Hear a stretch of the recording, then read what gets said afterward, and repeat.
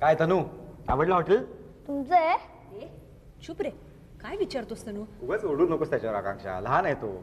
पण का रे, असं का विचारलंस? याचा काय ना, आई कोणता नवा ड्रेस घेतला आईने की मला विचारते ड्रेस कसा आहे, तेव्हा तो ड्रेस तिने आणलेला असतो व तिचा असतो.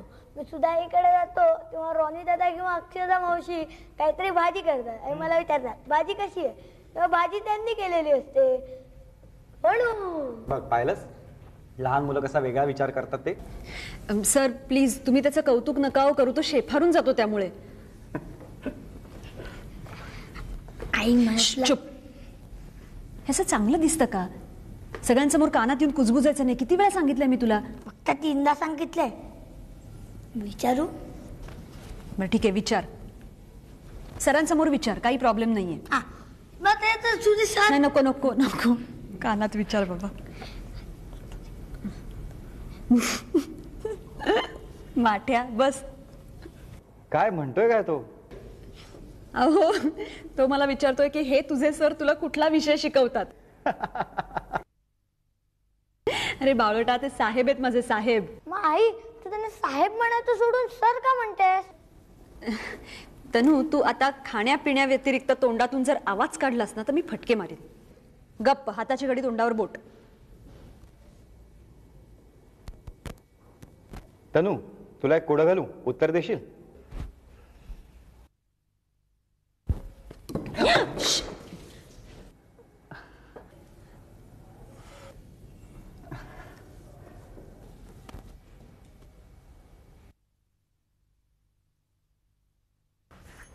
My love is so I have to give. Without you I don't think I can live. अक्षता, मी आणि अक्का जया काकांकडे गेलो आहोत. 8:30 पर्यंत येऊ. आई, बापरे, ह्या 8:30 वाजता येणार, त्याच्यानंतर ही जेवण बनवणार. तोपर्यंत माझ्या पोटाचं काय? काहीतरी शोधा, काहीतरी शोधा.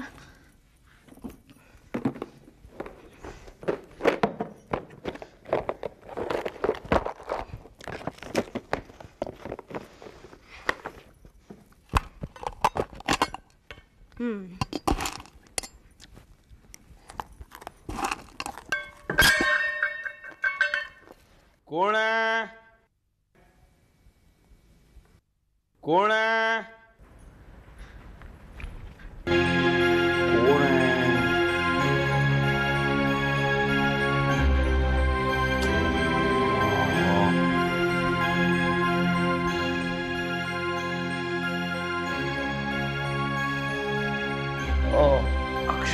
अक्षदा. थँक गॉड, ओळखलत मला? हे दिवे बंद कर ग, त्रास होतो त्याचा. मग मला त्रास होतो म्हणून काय बंद करू? अगं मला त्रास होतो दिव्यांचा, म्हणून दिवे बंद कर. तुला कसला त्रास होतो? उजेडाचा. बाबा, तुम्हाला अशा अवस्थेत बघून त्रासच होतो. नाही भाऊ.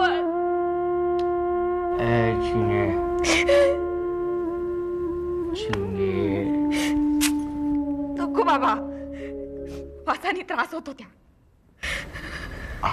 हा, थोडीशी घेतली मी, म्हणून वास. थोडीशी? उठा. काय? उठा. काय? उठा. पहा जरा, स्वतःला पहा आरशात. काय अवस्था करून घेतली स्वतःची, बघा जरा. काय? ओके.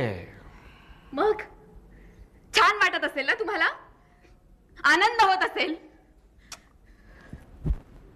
बाबा, बाबा कशा करता असं दारू पिऊन तुम्ही घरात ह्या अंधारात स्वतःला कोंडून घेताय का?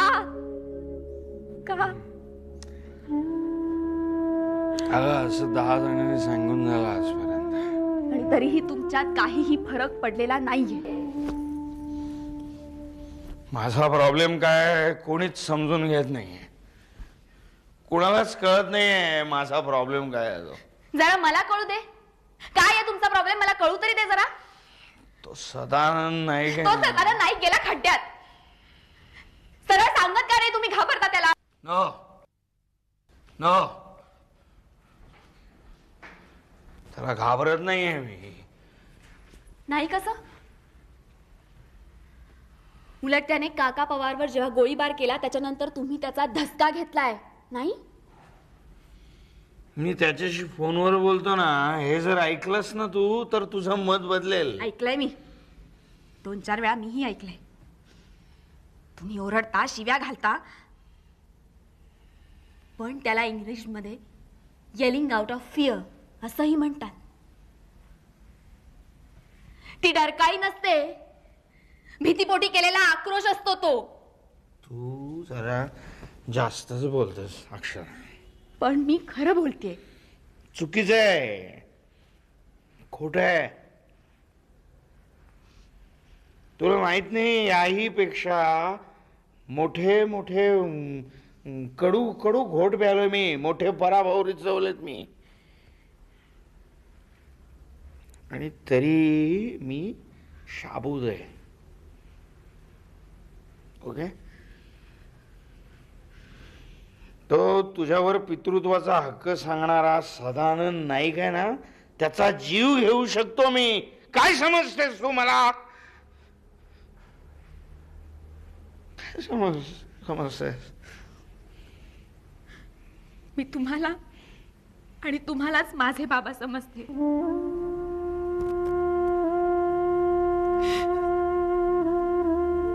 माझी आई चित्रा नाईक आहे हे कळल्यावर सुद्धा तुमच्यावर अजिबात संशय न घेता जगत आले मी.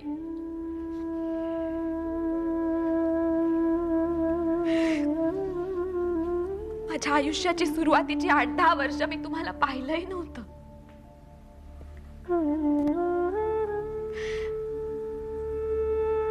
तुमच्याशी बोलायचे ते फक्त फोनवर, आणि तुम्हाला पाहायचे फक्त फोटोत.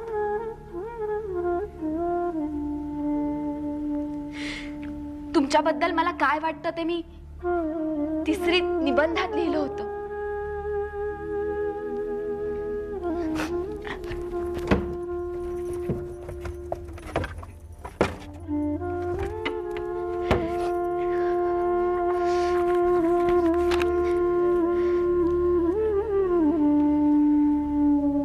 निबंधाचं नाव आहे माझे बाबा. माझे बाबा खूप हुशार आहेत. ते अमेरिकेत राहतात. ते रोज माझे लाड करू शकत नाहीत, तरीही ते मला खूप आवडतात. मी मोठी झाल्यावर बाबांच्या सारखीच खूप शिकणार आहे, त्यामुळे त्यांना खूप आनंद होणार आहे.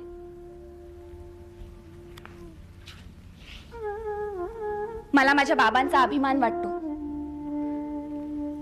तसाच त्यांनाही माझा वाटेल. मला माझ्या बाबांची खूप आठवण येते, तेव्हा माझी आई ते लवकरच येतील असं सांगते, पण ते येतच नाही. कधी येतील माझे बाबा? त्यांच्या मांडीवर लोळत अमेरिकेच्या गोष्टी ऐकायला मला आवडेल.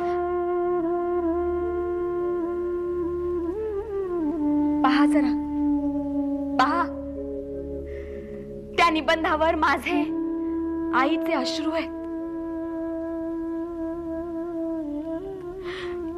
इतके वर्ष मी माझ्यापेक्षा जास्त आईनी जपून ठेवली ही वही.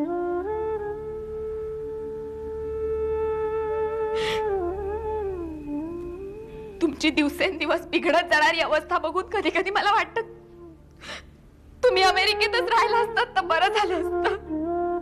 कायमचे.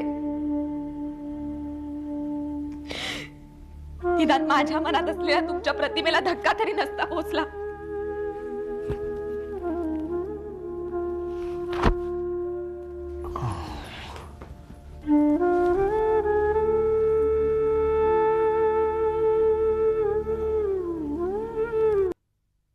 असतो मा सद्गमय तमसो मा ज्योतिर्गमय मृत्योर्मामृतं गमय. ओम शांति शांति शांति.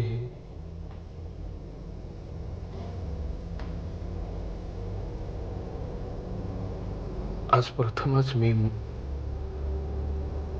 तुझ्याकडे माझ्याकरता काहीही मागत नाही. मी आज शरण आलोय माझ्या मुलीकरता. अक्षता, माझी आवडती मुलगी, गोड, मोठी निरागस मुलगी, अतिशय संवेदनाशील.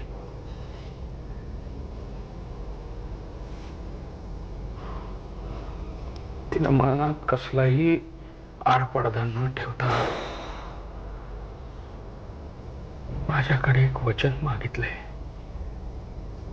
आणि मी तिला ते दिलंय प्रामाणिकपणे.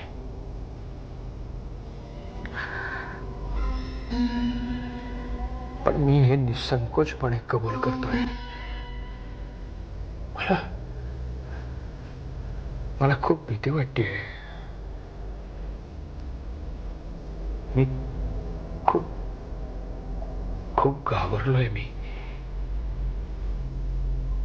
ते वचन मी पाळू शकेन की नाही मला खरंच भीती वाटते.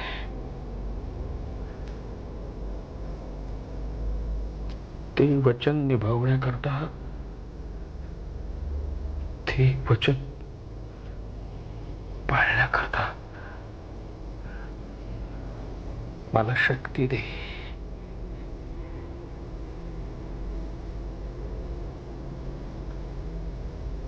हेच आशीर्वाद आहेत. मला शक्ती दे.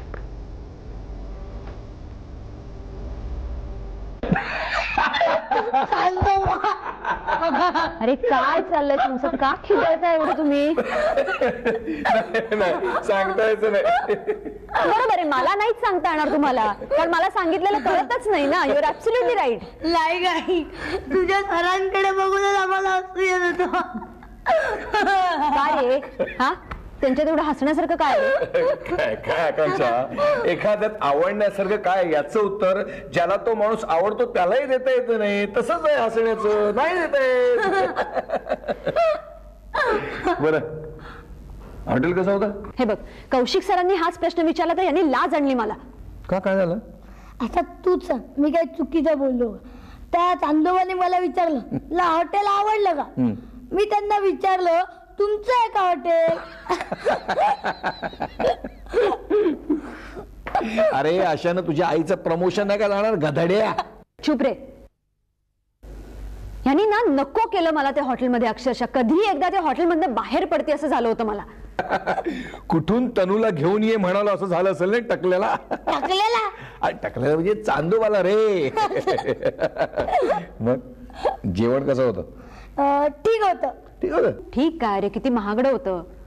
आई, नचिकेत काकाने विचारलं जेवण कसं होतं, म्हणजे त्याची चव कशी होती. बिल किती होतं असं नाही विचारलं. करेक्ट. तू फार बोलायला लागलास ना अलीकडे.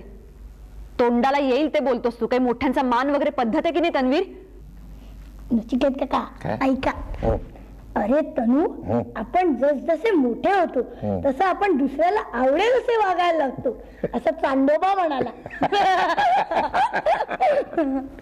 नचिकेत, तू प्लीज हसून त्याला आणखीन फूस लावू नकोस. मग त्याला असं वाटेल की आपण जे बोलतोय ते बरोबरच आहे. हा निर्लज्ज तिथे दर 5 मिनिटांनी माझ्या कानात येऊन काहीतरी सांगत होता, तर बरं दिसतं का? असं लहान आहे का हे? एवढं कळायला नको का याला? नचिकेत काका, त्याने मला खूप कोडी घातली. आणि याला सगळी माहितीच होती.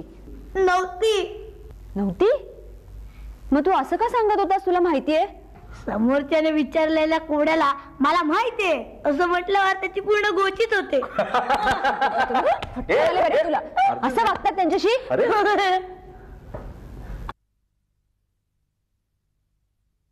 Yes, of course, man. I'm very serious about it. Can I get that post again? Okay. Oh, okay. Shall I send the application? Okay. Yeah. Yeah, definitely. I'll be in touch with you. Yeah. Thanks for everything. Bye. Wow. Neil Goodman.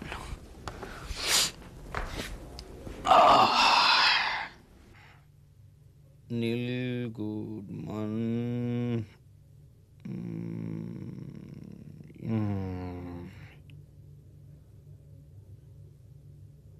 Yes. 008 5